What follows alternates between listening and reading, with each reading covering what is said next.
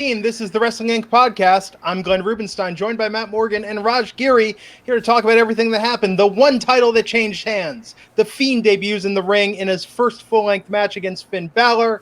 So much more happened tonight. Matt Morgan, this was the shortest SummerSlam since 2014 on the main card. What did you think of the action tonight?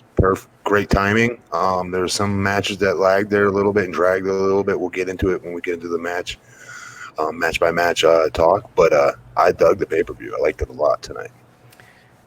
Yeah, I agree. I thought it was a good show. It was entertaining the whole way through. The Fiend was awesome. And I thought the main event was great. So yeah, it was a good show. So starting it off, let's go through the kickoff quickly. Oni Lorcan versus Drew Gulak. Matt, the match you were looking forward to. No, why are we even talking about the pre-show? Because we want to give respect to these guys. People out there that didn't see it, right? Yeah. Including, I didn't watch it. I don't watch the pre-show. Drew Gulak retained. Yeah. So. Yeah. I think I hear my kid doing jumping jacks right now. They talked for the first time. Hey, did you hear that? All because of this. Nobody cares. It was a big night for Jewish wrestling fans, Matt. Goldberg won, Gulak won. If only MJF had been on the card, it would have been fantastic. It would have been like Hanukkah in August. After that, we went to Buddy Murphy versus Apollo Crews. This match wasn't really announced ahead of time. They did this. Murphy won by DQ because Rowan came and beat the crap out of him for snitching to Roman. Yeah, that was interesting. There was no Roman Reigns tonight at all.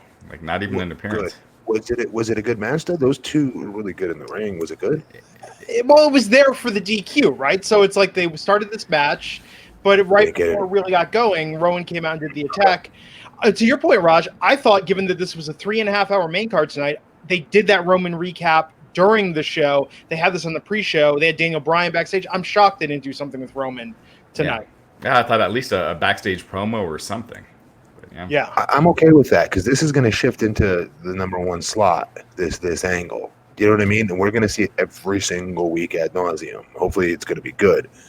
Both guys are awesome, especially DB. So I'm cool with this. Yeah. And then we had Elias come out to the ring. He was doing his thing and interrupted by Edge. Edge who hit him with the spear. Yeah. Edge was on the freaking pre-show? Yeah. Yeah. Damn it. You gotta watch it. Yeah, really. 2 hours of pre-show for 3 short matches and Edge. But Edge looked good. He had his hair back. It was all long. He hit the spear. I think that's the first time he's done anything physical since he retired. I've not seen. Yeah. I remember Seth was going to curb stomp him once, when the Authority was holding him down. But I don't think Edge ever actually hit a spear or anything since. Definitely not a spear. No. And then we closed the kickoff show with the women's tag team titles match, the Iconics versus Alexa Bliss and Nikki Cross, with Alexa and Nikki retaining. This was kind of a short match. I was having stream issues like crazy, and I'm assuming you guys and our audience were as well. What do y'all think of the new WWE app and its stability? I don't like it. I had to put in my damn password all over again, so I had to go search high and low because I don't remember what the password was. And then, on Make Matters Worse, it's an impossible toolbar to fast forward or rewind. It's impossible. If you fast forward just a smidgen, you like 4 hours into the damn show, you miss the whole thing. Yeah. I think just in general with the streaming issues tonight, it seemed like a lot of people were having issues throughout tonight. Do you think that's because so many people were coming on to watch the beginning of the show at the same time? I just think it's this new partner that they have. They're with Endeavor now, they updated the app. People have been having issues since they've updated it a couple weeks ago. So, it was weird. Like at the end of the Alexa Bliss match, it froze, and then all of a sudden, as Alexa's going for the pin, you hear the announcer saying, that they won the match. It was just really weird. It was all out of sync, and I had to get reboot. But yeah. Thank God it didn't happen in an important match, a bigger match. It did it for me during Bray, and I didn't want to get out of it. The audio was out of sync. It was 10 seconds off. Oh, that's annoying. Yeah. But I didn't want to turn it off. Yeah. And I tried it on everything tonight. I tried it on Roku, PC, Xbox, Apple TV, and I kept switching back and forth between them. It was just bad. Well, because when you're on Twitter, I had Wrestling websites in my feed ruining matches 30 seconds before I saw the ending. Like, how annoying is that I'm watching, paying attention, and I'm just like, oh, hey, they read it, and then it happens 30 seconds later. That was terrible. Most notable thing about the Iconics versus Alexa and Nikki Cross, did they explain this, why Corey Graves was bagging on Alexa Bliss tonight for a change? No, I guess maybe she's a babyface now. Okay, there you have it. She was acting like one. Yeah. Then we started the main card. We opened with a submission match for the Raw Women's title, Natalya versus Becky Lynch. Both coming out like they looked like they could be a tag team in this gear tonight, or maybe both members of like a female hard rock band or something. But they put on a very good 25-minute match. Matt, what did you think of this and Becky retaining? I dug it a lot. I did. I even loved the part. I don't know if you guys caught this when Natalya was in the. She was in the sharpshooter, and her way of getting out of it actually looks really believable. Usually it looks hokey when they do something like that, but it looks really, really good. Her roll through and the momentum threw Becky into the buckle. Another thing but I was surprised at this. I can't believe I'm saying this because those girls both could probably work circles around me, but there was one part that was terrible. It was when Natalya hit the ropes and went to go fly at a sitting up Becky with a flying drop kick to the chest, to the face. And she pulled up like a foot short in the middle of the air. Like there's like a foot gap. So Becky just like grabbed an ankle, and put the sharpshooter on her. That move, when you fly at somebody with a flying drop kick, you're meant to fly at your opponent who's sitting up on the ground and spread your legs at the last second to go into your opponent's armpits, who hooks you. Yeah. And then stand up and roll through and then put the sharpshooter on. Like, I shouldn't be saying that because Natalya is a freaking master in that ring. But that was a really big hole in the match. But great match, great time they got. I love that. They got 25 minutes to tell that story. Yeah. And great crowd. Yeah, I think the show started hot. Raj, what did you think? Yeah, I agree. I thought it was a great opener. I thought Becky looked really good here. The crowd was not anti-Becky. They did have dueling chants. Yeah. They had like a Becky sucks chant at one point. But I thought it'd be a lot worse, though, for her. Right. And yeah, the crowd was into it. Natalya looked great. I thought this was a really strong opener. Becky looked good. And I think it was the right call, to have Becky retain. Definitely. We went from that to Dolph Ziggler versus Goldberg. More competitive than I thought it was going to be, but I like that Goldberg beat Ziggler 3 times. Total. Say what happens. Okay, so what happened was Ziggler came out there, and then we got Goldberg's entrance. They met in the middle of the ring. Ziggler got the super kick on him. He kicked out of one. Then he got another super kick, but Goldberg got out of it. And then Goldberg hit the spear, stood tall, did the jackhammer, pinned him for an easy win. And then it was like something out of sketch comedy where Ziggler got on the mic. I was like, oh, you got lucky, but come back here, pal, and try that again. And then he did, and he beat his ass. And then he did the same thing again, calling back a third time, and got his ass whooped. So for Goldberg, this was a return to form after the match that was so criticized versus The Undertaker. But what did you think as far as Goldberg matches go? And he was saying, I'm back at the end, which makes me think, is he going to do some more? He also just blurts crap out. He's Goldberg. That's true. I was the same way. You just get so much intensity going, and you start yelling crap that I'm going there'd be times, dude, where I was not in the title picture, dude. Nothing to do with the title picture. And after my matches, I'd be like doing crap just because you're in the moment, And I'm like, well, everybody should be going for the title, right? If anybody ever said it, leave me alone. But backstage or whatever. But anyways, okay, I like this. I like Goldberg looking dominant. I love the crowd's reaction. Holy crap, that was awesome. It made it even more cool, like a great thing to watch, right? Yeah. What I'm talking about earlier on when I said there's certain things that dragged on, this was one of them to a degree. Even the finish of the match, Goldberg, who am I to tell Goldberg? He's a freaking legend, Hall of Famer, but I'm gonna. Your goal as a wrestler is to hit everything in that match at the pinnacle of the reactions that you're trying to elicit from the crowd. He hit his first spear right before he went home. It was awesome. Game over. Shaking the world. Rah! The crowds could not have got any higher.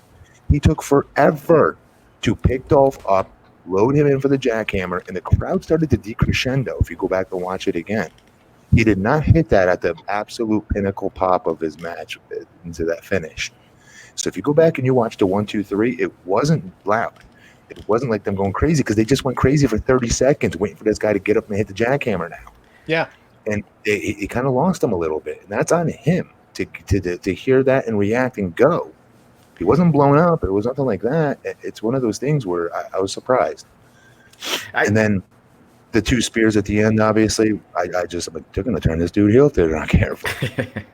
He did come across as a bit of a bully at the end, but man, Ziggler sells that spear like $1 million. I mean, it looked third one. Holy crap! Yeah. I mean, he sold the hell out of that. I thought it was fun. I enjoyed it. It was what it was. It was exactly what it was supposed to be. And Goldberg is a superstar. The crowd was hot for him. They treated him like that. They thought they saw something special tonight, and you could hear it. Yeah, absolutely. So. We'll see if he does anything else after this. Ideally, I'd like to see him put a younger guy over, in a program with someone younger, like a Drew McIntyre. But Braun would be awesome. Yeah. So after that happened and Goldberg won definitively, we had a United States title match between Ricochet versus AJ Styles. AJ Styles coming out with the original club, Gallows and Anderson, in tow, and Ricochet wearing gear that I think could best be described as Nightwing meets Black Panther. Very different look for him tonight. These guys had a competitive match. Just for those at home that didn't see it. What's that? He's wearing a top and bottom. He's wearing long sleeve. Yeah. Full on suit, superhero, Power Ranger. Yeah, it's kind of like almost like Goldust outfit, but with like a Venom design.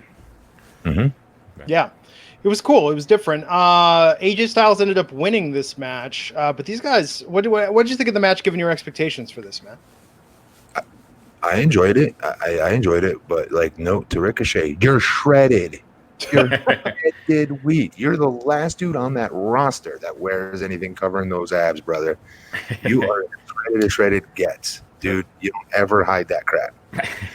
Yeah. But it was cool. It was different. It was a different look. He's going to get a cool new action figure out of it. So for that reason, that was smart. Yeah. You know what I mean? That's why I used to have different colored trunks because I remember Tavari once told me, he's like, dude, if you get different gear, you get an opportunity maybe to have another figure made again. We get royalties for that. Even with TNA, same thing. Anyway, so I thought it was a good match. The finish was incredible. Yeah. I dug Gallows' face paint, believe it or not. I thought that was kind of cool tonight. Yeah. But the match was good. I mean, I'm sure we had higher expectations for this match, I'm thinking, right? Because these two are ridiculous. But they've got a longer layer in the storyline still left that we'll see play it out. And the finish, Ricochet went for the corkscrew from the top, but AJ immediately caught him, put him into a Styles Clash, hit that for the pin to retain. What did you think of this, Raj? I was actually kind of surprised that was a finish. I thought Ricochet was going to kick out because, just he knowing that. Himself off the top rope. Right. I mean, just these guys, they kick out of a lot of stuff. So, Yeah. So I was expecting that to be like the start of the finish, not them going home. But I thought the match was good. But yeah, I was a little disappointed. Yeah, I think I like that they're putting some steam on the club. So it's probably best for AJ to get the win here. But they were annoying. They were annoying me, and I'm fans of them. They were really pesky and annoying. They're like, oh, you're screwing up this match. I've been wanting to watch these two wrestle forever. Stop effing it up. Which is the point, right? Yeah. No, they're good heels. And we had that backstage moment on the pre-show. Did you catch that, Matt? With AJ and the club with Finn Balor talking to him, giving him too sweet. So it was kind of foreshadowing maybe something in the future. I hope so. Yeah. Oh my God. What do you do? Because you have two workhorses out of the four. What do you do? Yeah. And it was weird that the worker, then you have a tag team, then you have the monster, right? Like the Batista. Yeah. That kind of role. Yeah. You know what I mean? What do you do with two workhorses like that? Right. And it was weird that AJ was calling Finn little brother. Oh my God. Did he really? Yeah. It's like he was in the club first, he was in WWE first, and AJ's acting like the elder statesman. I do like that for AJ. I'm a big, whatever. Yeah. And hey, maybe they're opening the door for when Finn comes back in a couple months to do something with him. I really hope. So he needs something new. Mm-hmm. Yeah. Speaking of something new, speaking of opening doors, let's take a moment to thank the sponsor of this episode. Guys, remember the days when you were always good to go? Used to be all about the SummerSlam, and now, well, it's more Survivor Series, or maybe on a bad night, Hell in a Cell. You could use some money in the bank to get your sex life back on track, and that's why you want Blue Chew to increase your performance, get that extra confidence in bed. So listen up, BlueChew.com. That's blue like the color blue.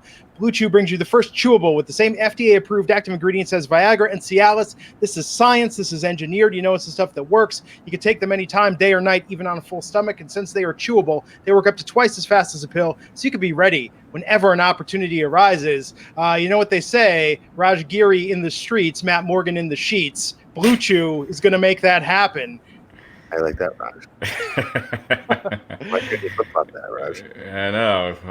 Why me? She used your name in that. It's more illustrative, you know? But no, you heard us talk about it. Go back and listen to last night's Takeover podcast for Raj's very awkward endorsement of this. We won't retread the details here.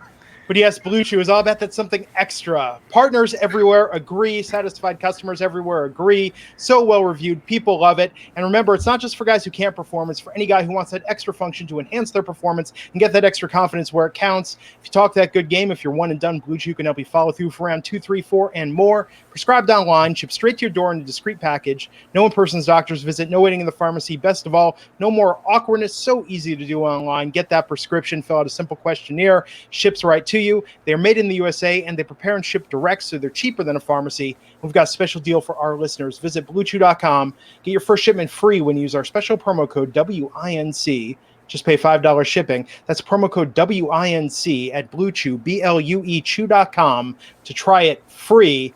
And let me tell you, you're going to get a pouch. You're going to get a Blue Chew pouch with like 4 or 5 samples in it. They're not stingy with this. So definitely give it a try. See what you think. Try it a few times. You're going to love it. Blue Chew, the better, cheaper, faster choice. And we thank them for sponsoring the Wrestling Inc. podcast. Back to SummerSlam. We got Ric Flair backstage with the Street Profits. Raj? I'm sorry. This was pretty good. I'm sorry, I don't mean to cut you off, but this was pretty good, actually. I'm not a fan of them transitioning other characters, getting them over, but I thought this was pretty decent, actually. Yeah, I thought this was the best use of the Street Profits on the main roster since they've been on. And Flair, it just works, you know. Like, yes. So I thought it was cool. What's the really charismatic one's name again? Montez Ford. Yeah, he dropped an elbow. He's really good. Yeah. Really good. Now, Raj, I don't think you had anything to drink tonight, but could you give us sort of your impression, your rendition of the Street Profits segment that just blew the crowd away last night? Well, I mean, it was kind of the same thing. Hey, man, you see what happened on SummerSlam earlier today? Oh, my God. You know. It's I don't know. I'm a big fan of those guys, but the recap in the show just comes across as lame to me. But this segment I thought was good. And Flair, it just works. No, absolutely. It was good to see him in good health. We got the SmackDown Women's title match tonight. Ember Moon versus Bayley. Oh, this was a tough one. This is where I felt like they were losing the crowd. Matt, what did you think of this match? You just hit it on the head. Yeah. That's well said to this match. I did not enjoy it. I liked Ember Moon's entrance, so there's always that. Yeah, basically after that entrance, it was just downhill. The crowd was not into Bayley. They clearly don't see this title as anything special, and this match was just there. I mean, the crowd did not care at all. And then Bayley getting a win. I mean, Ember. I mean, they've been treating her weekly. I mean, like just booking her week the last few weeks. So I almost thought she was going to win here because of that, but then she still ends up losing. Yeah. Yeah, I never go online and check news and stuff anymore like I used to, but I could have sworn on one of my YouTube channels, like something popped up about Sasha coming back and being heel or something like that. No, there are sites out there that are always saying like Sasha's coming back, you know, like, just making stuff up. Okay. But that was never on Wrestling Inc. And it's I mean, when she does come back, I think they could use her. Yes. Well, perhaps telling tonight, we got a new Cricket Wireless commercial with Charlotte, which means we're not even going to be seeing that Sasha Banks Cricket Wireless commercial anymore. I wonder if there might be something to read into that. that she's not coming back. The Flair one is better for what it's worth. With the big green phallic-looking object? I thought so. Yeah, and those just get old after a while too. So it's true. Although they still showed the Dolph Ziggler one occasionally, and the Sheamus one. So who knows? We'll see. So that match, Bayley won. She retained, and then Kevin Owens versus Shane McMahon. The stipulation: if Kevin Owens quits, he's going to quit, or loses, he's going to quit the WWE. If he lost the match, and Elias was out there as the special guest enforcer. Matt, on the scale of Shane McMahon matches, how did this rank for you? He has so much holes in his work. You know what I mean? Like, to ask these guys to sell certain things, like even his clubs to the back, which is the simplest thing for a wrestler to do. You bend the guy over, kick him in the stomach to get him bent over, right? And to hit the area of your back, right below your neck area, now your back is flattened out with your forearm, is the easiest thing to do. It's called chopping wood, and you can hit your opponent as hard as you want, and he's going to be safe. It's a safe area. Shane wasn't even doing that right. He was like doing his little. It was terrible looking. I felt terrible for KO. He's in Toronto. Oh my God, he's been a little boy going and watching wrestling, WWF, and WWE in this area, right? Yeah. And here's his big opportunity to come back home and carry this guy through the match. He did, for what it's all intents and purposes. The crowd was into KO, obviously. They stayed into him. They lost him a little bit there, and he got him back there at the end, which was cool. Super annoyed by the outside interference, not in a good wrestling heel kind of way like the OC did. I was saying to earlier. Yeah, I was more annoyed with what's his name on the outside. It was Elias. It was so predictable. Yeah, Shane has killed the momentum of both Elias and Drew McIntyre. Yeah. Where was Drew McIntyre tonight? I don't know. He was MIA. Matt. I mean, your point. To your point, part of a Shane McMahon match is you put up with the crappy offense that he has. So he does the big spot. You know, you're kind of waiting for him jumping off a table or through a table. And you didn't have that here. So yeah, the match just looked sloppy whenever Shane was on offense. But I've already forgotten about this match. It was just kind of there. Yeah, good pop for KO. I think that they could put him into something good after this. I hope, man. If we didn't see Shane again on WWE TV, I think he needs to go away for a year or two now. If he's going to come back and bring him back as a face, if we can maybe erase the memory of this heel turn. You said it finished. Did it finish?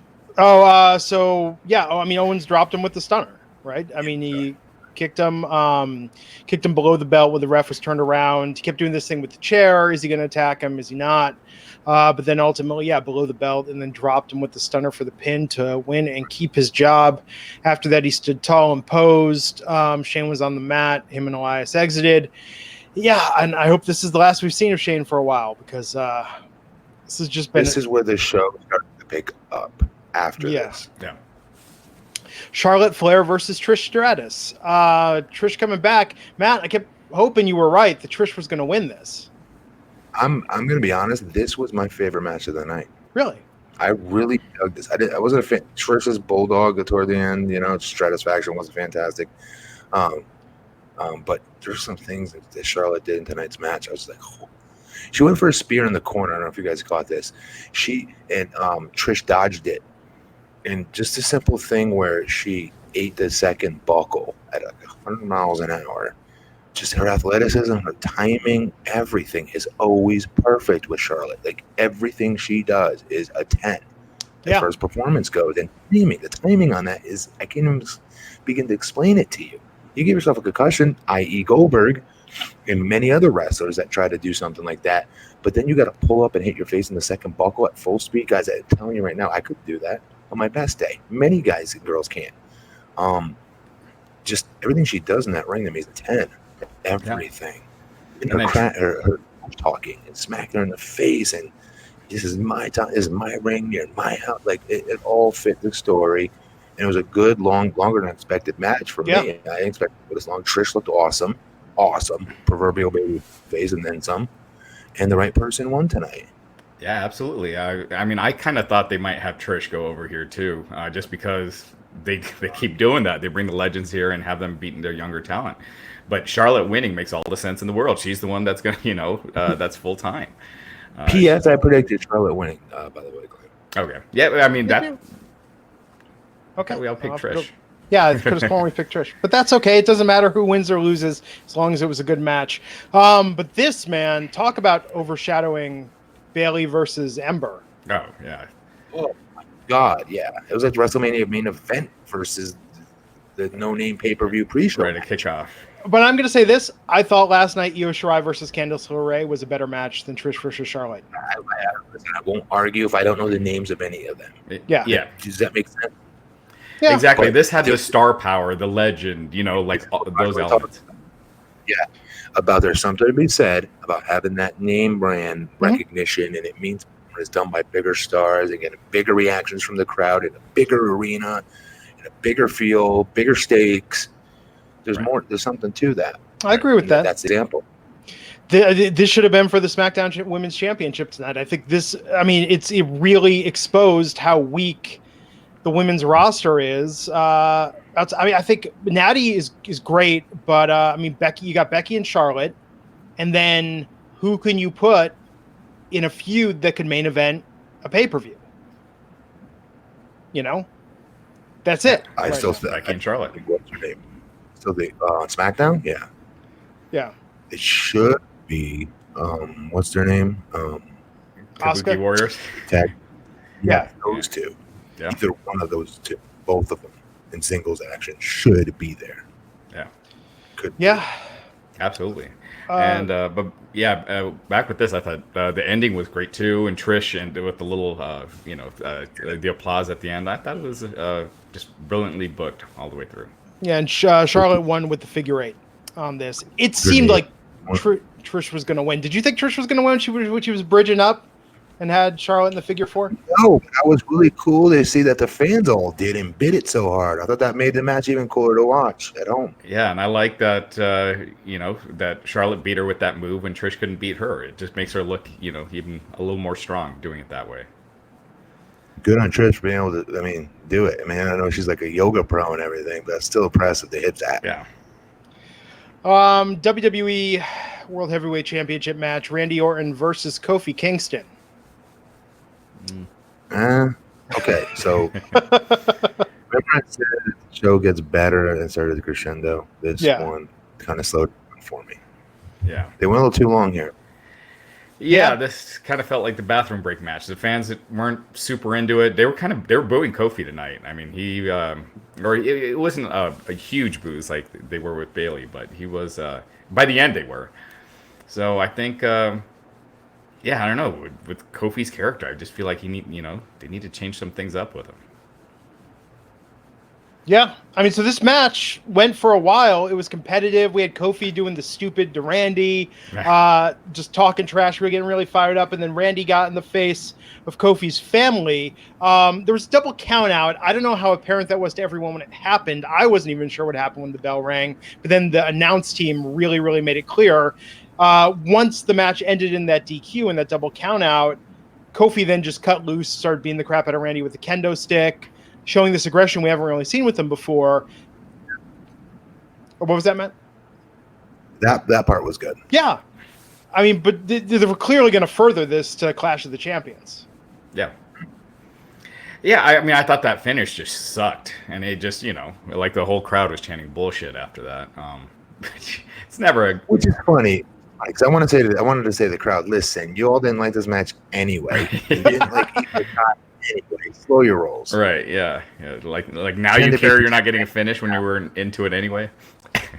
You're not fancy go for Randy in their angle, so don't pretend you are now. Yeah. Yeah. And then we had the match. God, we're going to spend half the podcast talking about this match. The Fiend Bray Wyatt versus Finn Balor. Right? For a short match, there's so much to talk about here. Yeah. Did you go over what happened first so we can talk about it? So we had the entrance. We had a Firefly Funhouse entrance. We had the lights go down. We had Bray walking in, carrying a lantern that was Bray Wyatt's head with the mouth spread agape with the lantern inside of it. That's where he was carrying the dreadlocked head, like it was an old Bray Wyatt head the Fiend was carrying. Bray Wyatt. It looked more like Luke Harper, but Geek Bone. Yeah. So he was carrying that head coming in there. New version of his theme song that was a little like industrial, a little harder. Came into the ring. It was just such a cool entrance. Finn Balor, they really played up sort of the good versus evil. Finn in all white coming in. On the pre-show, they hyped up Sam Roberts, JBL. These guys were the voice of the truth on the pre-show, saying what ego, what arrogance, what naivete Finn Balor has to be thinking he can beat the Fiend just as Finn without reaching on the demon, calling it out there. But yeah, Finn came out there looking surprisingly confident in all white. Bray came out. Now, what's interesting about this match is unlike these attacks that the Fiend, that Bray Wyatt has been doing, the lights were fully on for this match. We did not get the spotlight, the mood lighting, except for the entrance that we had. And then I think the biggest surprise was that the match was a little competitive. Finn had his legs, got some offense in. This wasn't just a quick squash. It was maybe a 3 to 5 minute match, bell to bell. But at the same time, what did you call it off the air, Raj? A competitive squash. Yeah. And in addition to winning on this, we saw something that for me, not since the days of Zeus, no holds barred, Bray Wyatt doing a neck snap move that on Twitter shocked a lot of people. Vince McMahon talking about the blood and guts of AEW. Didn't approve the curb stomp for many years. And we saw here what literally in my beloved movie Bloodsport, which Raj Giri has never seen, is the death move, the neck snap. Bray Wyatt did that to Finn Balor tonight in the ring before getting the victory. This was brutal. This was intense. This was unlike what we are used to seeing in WWE programming. And man, I hope they don't screw this up. Your recap of this is brutal. I asked you to say what happened in the match, not give us your opinion. I was thinking about it. You're not flapping your gums, telling everyone home and see the show what happened in the match. All you did was give your opinion on certain things in this match. I narrated what happened. You didn't go over how Finn, you said he got a lot of offense and this and that. Listen, folks, the main thing with this match that was really, really, really important, because we're just going to talk about the match apparently. Nothing like you've ever seen. There's no question about that. This was very different. The mask didn't look hokey. It didn't look Halloween-y. It didn't look corny as hell. It looked dope as hell. The only thing with the sister, he went into the sister Abigail, and this is when Finn started mounting like a little bit of a comeback. And I'm going, what the? He should not be selling. He should not be getting. If he gets punched, he needs to be eating people's fists at this point. Like literally eating them and spitting in people's fists out. That's how like phenomenal he needs to be right now. And super powerful and super, mystical powers or whatever you want to call it, like Undertaker-esque, right? He should not be selling. Michael Myers mode punching. You know what I mean? Like nothing hurts Jason, him. That's what that should have been. He would just be standing there, yes. Yeah, he just should not be selling. He's bumping. Yeah. And I didn't like that at all. I don't know if you caught this. Finn friggin' hit his whatever the hell it's called, double foot stomp to his neck. Yeah. Oh, it hit him right in the neck. He's lucky it didn't catch his Adam's apple. Braze. Go back and watch it. It was bad. It's nasty. But bottom line was, Homeboy is super over, Bray. That character is insanely over. The fans did not know what to do. And that's very rare, is to have the fans sit there with silence after the match for what felt like 15, 20 seconds. And then we got a "that was awesome" chant. Yeah. I've never seen that before. Yeah. Where there's a delay and looking around at one another like, what the hell did we just see here? Right. I don't know, but that was awesome. You know what I mean? Right. Yeah. It was like his exit, Bray Wyatt's exit is awesome. Love his entrance, love his exit. Yeah, this was probably in a lot of ways the best part of the show as far as something new, something different. The crowd's super into it. It was awesome. His entrance, his exit. I agree with you, Matt. I feel like he shouldn't have sold it all. His first time out, he's got this, and he's already seems like he's got this character down, even though this was his first time on TV with his hands and stuff. Like, he doesn't want to continue, right? You notice that? Yeah. I mean, it's really cool. I'm gonna watch it again when we're done. Okay, here's my question: with fans at home chanting "Zowie Wowie," do we feel that that's gonna hurt them? There does seem to be a little bit of a disconnect when he's looking all scary and they're chanting "Yowie Wowie." Yeah, is that what they say? By the way, Yowie Wowie. Okay. Yeah, that. Because I can What do you see it guys when think? he's himself, to do that, because that's what he says. But as a Fiend, it just kind of makes it a little, I don't know, takes the edge off a little bit.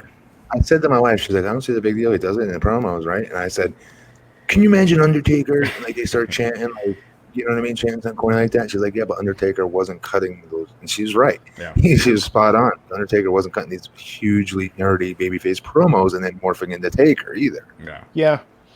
Yeah, it's different. But I think it works. But to your point, Matt, you had a very good point that showing his weakness, if you're watching a Friday the 13th movie, in Jason's first big kill scene, you don't see the hero or somebody be like, oh my God, he has a weakness.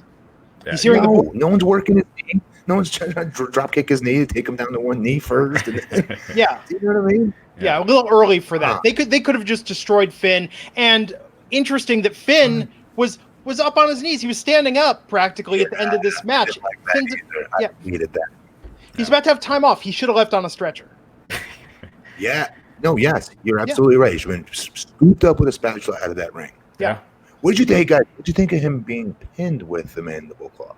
Oh, that was it. I like that. I thought it was a different a variation of doing that, because Foley would always get people to submit, right?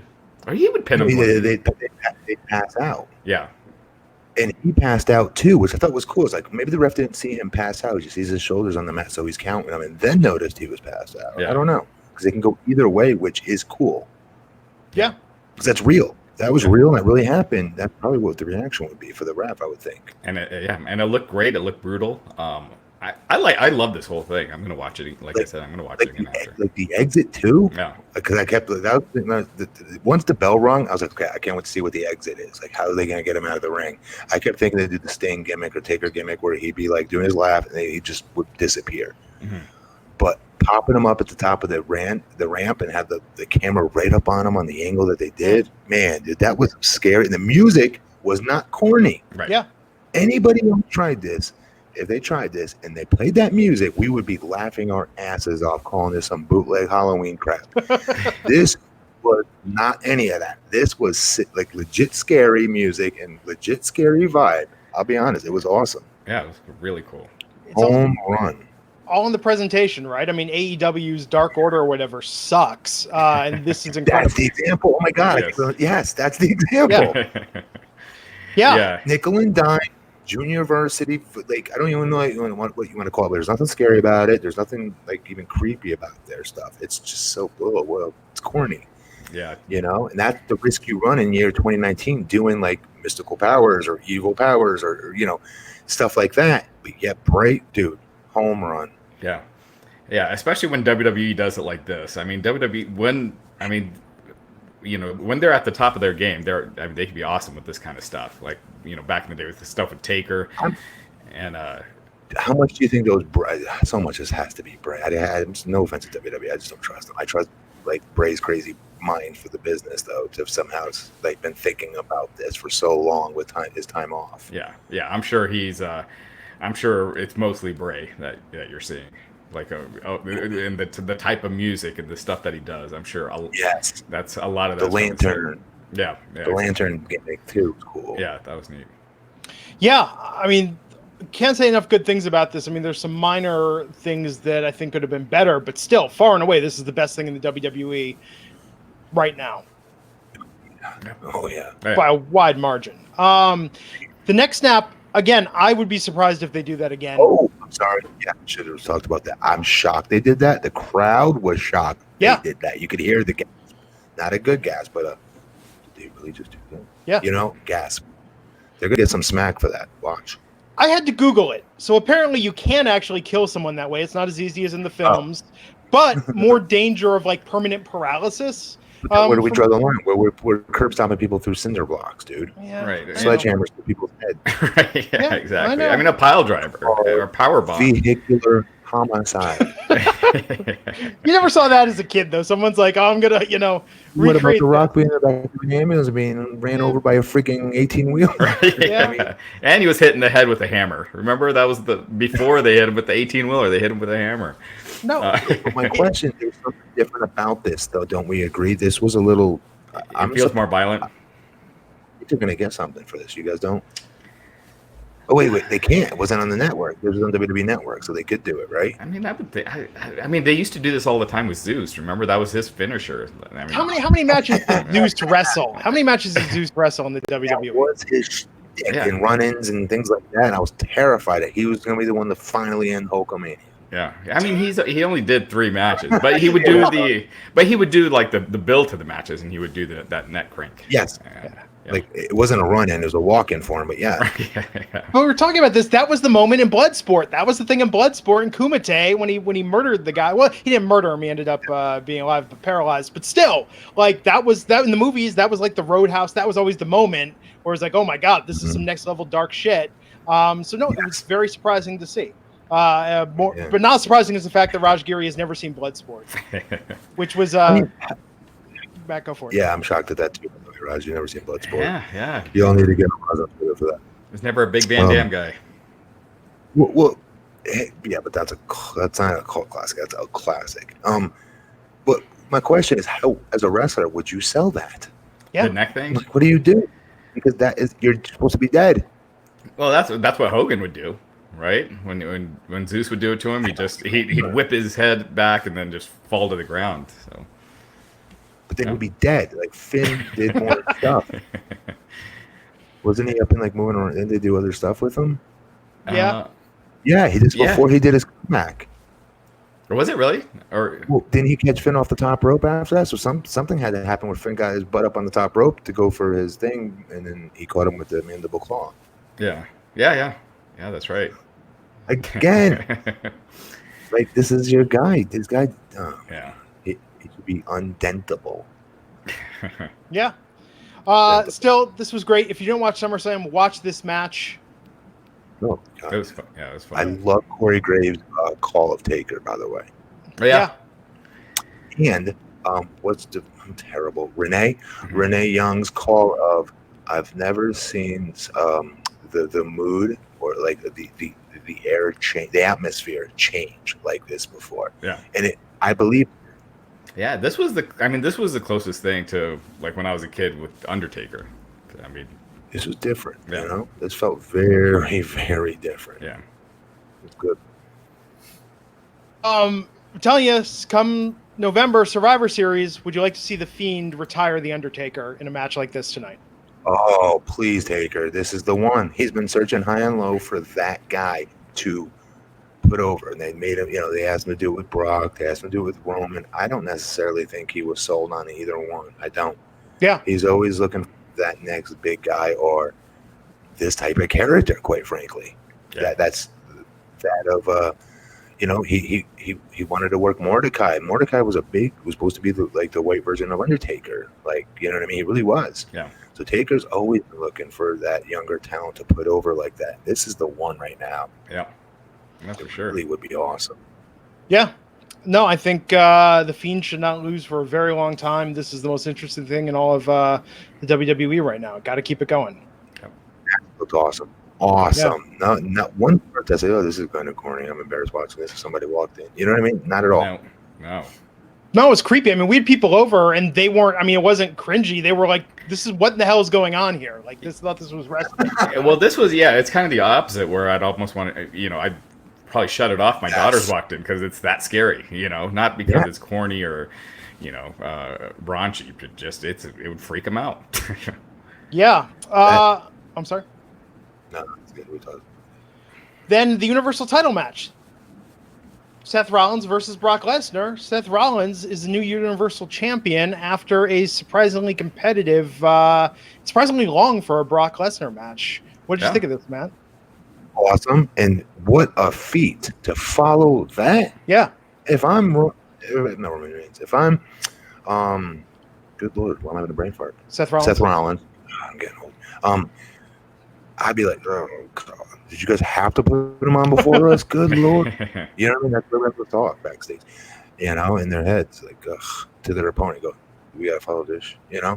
Sometimes some guys competitive say, don't matter, we're going to go kill what that just was. And very rarely is it done, And this match was a great main event. This was really everything much better than I expected it to be. The right guy won. And he got over. If you guys go back and watch the beginning of this he was not over. No. The crowd was not feeling Seth. And then they came with that frog splash into the table. That definitely got them back and thinking, all right, this is like we got our Seth back with the burn it down. They were really there for it with the burn it down chants now. They were coming really alive with him and feeling him. And then they went into the false there, and then they finally he hit his finish. They really popped huge for this. So I think he's back. We'll see. Ish. We'll see. We'll see how they respond to him tomorrow. But what'd you think about him crying? Did it add to it or take away? It took away for me. I could see if it was his first time winning the title, it's one thing, but Yeah, I wonder if that was legit because of how much he's gone through. Right, he's gone through quite a lot in the last few months, just right. He knows he's not stupid. He knows he's not getting the reaction he once was, and he's been given the ball and then some to be the hood ornament of this hood ornament. Easy for me to say, of this company, and he knows he probably dropped it along the way, and Yeah. No, I mean it's got to be a lot of pressure. So, I don't know if that was real or not, the crying, but I thought this match, it just seemed very believable. When Brock wants to, he can go. I mean, and his matches are so different than everyone else out there. To watch Brock lose like this was different. Like Brock doesn't do the job like this normally. It usually takes like 55 finishers or a machete and an Uzi. yeah. Or it's this match is going on first. I want to get out of here. Right? Yeah, in a lot of ways, this was kind of his first real loss in a long time. Like WrestleMania was kind of fluky. Yes. Competitive match, and he lost. Right. Yeah. I missed Raw and SmackDown last week. I couldn't believe in the recap what they showed of Seth's promos. I heard people talking about it online. That was really bad. I hope tomorrow night they give him something fresh, something exciting comes out. I mean, he just sounded like a dork. I mean, just like not the opposite of everything you want in a champion in those promos from Monday. Is when he's got to take it over himself. He's got to, I don't know if he's figured himself out yet as a babyface when it comes time to talking. And you're the champ. This is your chance to really, talk to creative and say, hey, I see what you guys got here. Can we try this? And if they say no, then you got to just let it hang. You're the champion. They're not going to fire you. You're the champion. Yeah. Hope it's a home run. Yeah, because that promo last week, if I was WWE, I'd never play that again. WWE, I'd fire everybody in the damn creative team that wrote that for him. Oh man, it was brutal. It sounded like he took, and his delivery sounded like he took like 14 Ambien before doing it. And it was like that's their job. Yeah. You know these guys, you know their strengths, you know their weaknesses, you know how they sound verbally on the microphone, like pitch, tone. You know all that. It's your job to know that. Is he going to come across nerdy? Enough of us said it. All right, not just our everybody's podcast and everybody's recaps, and then the fans' most importantly opinion. He sounded nerdy and geeky and whiny, more importantly. And from that moment on, when they started giving that feedback, that's their job to change gears. Okay, so we can't do this again, and they did. Yeah. Remember the Brock Lesnar he's a Seth Rollins wannabe? Yeah, right. That's what it was. Brock was on a farm baling hay, being a mini monster as a little Brock Lesnar and wanting to be the world national champion amateur wrestler. They go to the University of Minnesota, be a golfer, be an All-American there. He stopped and said, you know what? I'm going to go to WWE because I will be the next Seth Rollins. Yeah. You nuts. Yeah. That was like no one can suspend their disbelief for that, right? Like no one, it's so out of the realm of possibility that you just kind of take everyone out of it right off the bat when you say that. No, Brock Lesnar was not saying, all these wrestlers I want to model after. I'm going to want to myself after the guy who went shopping at Hot Topic and threw some Hot Topic leather pants on. Right. No. Yeah. No. Yeah, guys doing. I can tell you, Brock is not modeling himself after guys doing flips and work rate guys. But Brock looked great tonight. It'll be interesting to see where they go with him. He did. Well done. Earned his money. Yeah.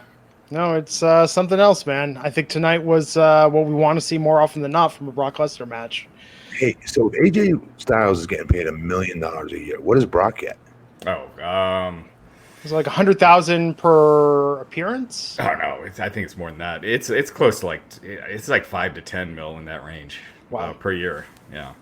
Holy crap! Yeah. Talk about wrestling in the wrong era. Yeah, man. Him leaving for the UFC. I mean, that was the best decision he could have ever made because. I just don't.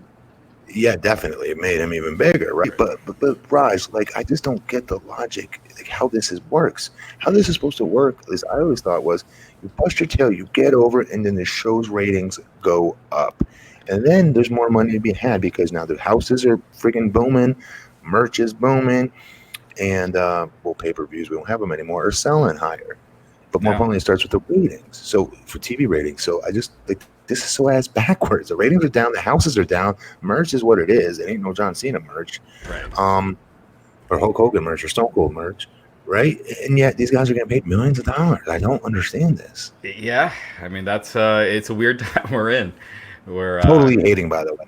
Again, don't have the Dakota right now. I am totally hating. Matt, you're the same age as Brock Lesnar and Trish Stratus. I'm just saying, it's not too late, pal. I know, right? I gotta get ring shape. A couple people bringing up that they had pyro tonight. This first time on a pay-per-view that wasn't a stadium show. So yeah. Oh, yeah, good call. Yeah, it looked cool. It just feels more alive when they do that.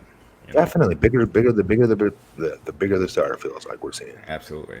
So yeah, it was cool. The question is, where do they go next with Seth? Where do they go next with Brock? What do you think the plan is? Is this going to be a rematch at Clash of the Champions? I mean, I could see them keeping Brock off of TV for a couple months until it's time to go on Fox. And Seth, I don't know who else. There's no one really. I mean, you see how quickly they'll just throw someone in, like they did Samoa Joe for Kofi. So I mean, they could do something like that where they just throw someone like a Drew, someone like that in there. Mm-hmm. Yeah, I would guess Drew if I had to guess. The worst thing that can happen is Vince not knowing what to do with the Fiend reaction that he witnessed tonight. Yeah, and then go, that's it. The Fiend versus Seth Rollins. Yeah. The worst thing. Yeah. Too soon. Way too soon. How long was it before the Undertaker started getting? It was a year before he got that title shot against Hogan. Remember? Yeah. So there was that the next Survivor Series. It felt premature. I remember like yesterday. It did feel premature. When he won it? To me, as a little boy, it did. Yeah. But it did what it was supposed to do. It made him. I don't know, like. Yeah, and it was one of the. It was one of those not real title reigns, right? Undertaker had it for like a day or something, or a week. Still, Hulk Hogan lose the title a lot back then. Yeah, yeah. And he was more on Flair. I think he was the first heel to pin Hogan, outside of Andre. Since in the Vince McMahon Jr. era. So it was a big deal. Interesting. No men's tag team titles defended tonight or competed for. No intercontinental title tonight. So Clash of the Champions will be interesting. We'll have everything on the line next month. We'll see. Who's the Intercontinental? Shinsuke Nakamura. I had to look it up. Versus AJ are going to be Clash of the Champions then, right? Or no? Is it? No, that's Survivor Series. I don't know if they're going to keep doing that, but where they do the champion versus champion. Yeah, that was Survivor Series. Clash of Champions is just every title is defended. Yeah. Which does seem a little misleading. Clash of the Champions should be champions competing against each other. Be clashing. Yes. Okay. Clash of the Titans. The Titans. Well, Perseus wasn't really a Titan, so also that misleading. Anyhow. What's that look from Matt Morgan? What? You weren't a Clash of the Titans fan as a kid? We're the same age, dude. Come on. It went Star Wars, then Flash Gordon, then Clash of the Titans. Flash Gordon was phenomenal. Yes. Flash Gordon was phenomenal. Better than Star Wars, I thought, as a child. Yes, me too. They do these watch-alongs. Have you seen those where they'll have like some NXT guys watching the show backstage and then they stream it on YouTube? So Matt Riddle was talking about running into Goldberg tonight. He ran into Goldberg outside of his dressing room, and I'll just read you what he said. I guess Goldberg told him that they have some talking to do. Matt replied, "Well, we can talk anytime, bro." And they're just kind of like, "Yeah, okay." And I guess Goldberg said, "I'm not your bro," but yeah, that was kind of it. And then he said, "Yeah, I'll see you later." And hey, it was a pleasure meeting you. So cordial enough. So Matt Riddle, Goldberg seems like they settled their differences a little bit. Who said it was a pleasure meeting? Goldberg. And then Matt Riddle responded, "The pleasure was all mine, bro." And then he again goes, "I'm not your bro." So anyway, I don't know. I get what Riddle is doing, but yeah, it's trolling. There's nothing serious to be had with all this stuff. Matt is just as credible as you saying, like, Brock, I'm coming for you. Goldberg, you and me. Yeah. It'll never happen. Homeboy's nowhere near the stadium that would house the ring that would have that match. Yeah. Like, do you think that Vince is going to go, oh, wait a minute, let's have this Riddle kid take on Gold? No. I mean, sell one ticket. Yeah. Sell one ticket. But Ziggler, like, no one's there to see Ziggler compete against Goldberg. No one's like, oh, I can't wait to see how Ziggler reacts to this. Because we were going to watch, all of us that tuned in or paid money. I don't know, you pay money except you go in person anymore nowadays. But to watch Goldberg's entrance, to watch Jackhammer, Jackson Spear, that's what we watched tonight. That's what we wanted to see. Yeah. That's it. It could have been anybody else in that role. We would not have cared. Yeah. Yeah, I don't see Vince looking at Matt Riddle and being like, oh, we're going to have him, take out Brock next. I just don't see, because I'll see a lot of people in the chat saying, like, Riddle against Brock or Riddle against Goldberg. It's like, no. He will dwarf him. It won't look right. Yeah. I'm telling you. I don't care about, well, it's real and he could really do. It's different when you're in the ring with a heavyweight. It's much different when you're in the ring with a heavyweight. They're bigger joints, they're bigger muscles, especially in that heavyweight knows what the hell he's doing. Knows how to throw hands, and knows how to roll around, and knows jiu-jitsu. You know what I mean? It's a different ball game. It's much harder. It's like a guard trying to take a center on the block and trying to do low big man post up moves on him. That center would throw his shit to the fifth row. Yeah. Every single. That guard would not get a shot off. Yeah, and Matt Riddle was a middleweight, right, in the UFC? So he fought at 170. No clue. Never seen him fight. I have no idea. Okay. Yeah. Yeah, he was like 170. I just know, and I'm going to keep calling a spade. He is insanely talented, though. Yeah. WWE is running a poll on Twitter right now, 27,000 votes. Your favorite match at SummerSlam, Balor versus Wyatt, 54%. Not even close. Styles versus Ricochet, Kingston versus Orton is in last. Styles versus Ricochet second, Owens versus McMahon in third, which is interesting. Trish versus Charlotte wasn't on. They didn't put the women's match on there, women's matches, but still, I think Balor versus Wyatt, if they pay attention tonight, I mean, the championship. Well, the championship match is in last, Kingston versus Orton. This is just these four they're asking about. They didn't ask about that one. They didn't put Brock as an option. Maybe they're gonna hotshot Bray Wyatt. I mean, that's the thing. Oh. I know. What else do they got, though? They need a ratings boost. They need ratings to be hot when they hit Fox. But you don't need him to be a champion yet. So no, you can have him feud with anyone. Well, who would you put Wyatt against next? Sorry, man. And also, I would argue he wouldn't be able to boost the ratings right now anyway. The mainstream fans still don't know what that is. They haven't seen it yet. Yeah. He needs more time, more air to breathe, and continue to get hugely over to where everybody's talking. Like, you've got to see this to their friends. And then this is the magnet that brings the mainstream fan back on, okay, I'll give it a try, I'll watch. Somebody texts, forwards them the YouTube clip with it on. You're like, oh, yeah, that is different. I got to see this clap. When's this dude on? Right. And then you say Monday night, and you got to text me when he's on again. I want to see. And that's how you bring him back. Yeah. They should be running Firefly Funhouse promos on Fox programming during Family Guy, during The Simpsons. That's how you get people totally, to tune in. 100%. That would be neat. Yeah. It's going to be an interesting fall, guys. Yeah. Yeah, SummerSlam's always kind of that's kind of depicts the end of the summer, We're moving on to the fall here, even though it is kind of early in the month still. SummerSlam's usually the end of the month, so anyway. Yeah. Isn't that weird that schools are going back in session tomorrow? When we were kids, it was always after Labor Day. Yeah, same here. These kids don't summer anymore. Yeah. Very strange. Anything else to cover before we take this home? No, I think that's it. On the site, we got interviews with Dolph Ziggler, Mark Henry from SummerSlam weekend, a bunch of ROH stars, Alex Shelley. So that'll all be coming up this week. Matt Morgan. Hey, real quick, why is Motor City Machine Guns not a tag team? Is it? Like, how are they not an AEW tag team?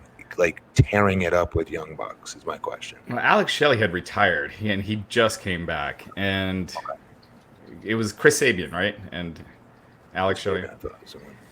Yeah, I forget what Chris Sabian's doing right now, but Sabin. Yeah, I'm not sure what he's doing right now.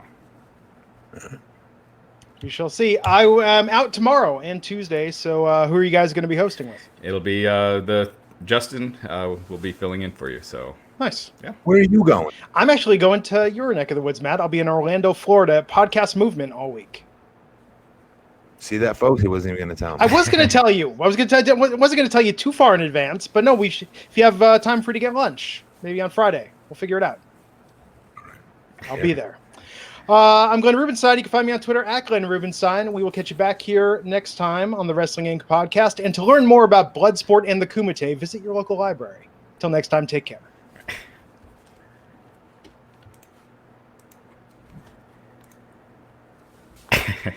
While